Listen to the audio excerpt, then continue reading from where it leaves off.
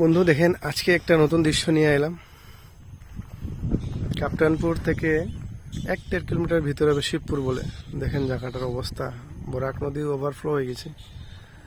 এগুলো পানি আটকার মতন ব্যবস্থা নেই, কিন্তু করার তো কিছু নেই।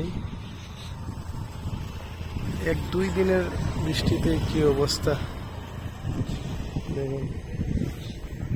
ওই সামনে দেখেন ঘরগুলো ডুবে গেছে, একটু জুম করে দেখাচ্ছে। দেখেন ওই সামনে দেখেন একটা ঘর, ওরা নৌকা দিয়ে নিয়ে যাচ্ছে। জানি না কি পরিস্থিতি আছে ওনাদের। এই দেখেন রাস্তা, এই দেখেন জল, আর 5 হাত মতন বাকি আছে রাস্তার উপরে উঠতে পারে জল। রাস্তা নতুন রাস্তা হয়েছে।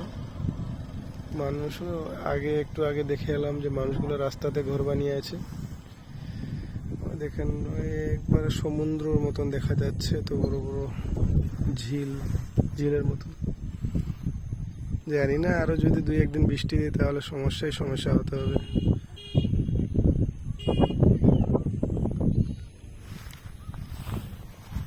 এই পাড়টা এখন পুরা খালি আছে, ঠিক 1 ঘন্টা পরে আসে দেখা যাবে কি এই পাড়টাও ভরে গেছে। দেখেন মানুষের বাড়ি, মানুষগুলা গরু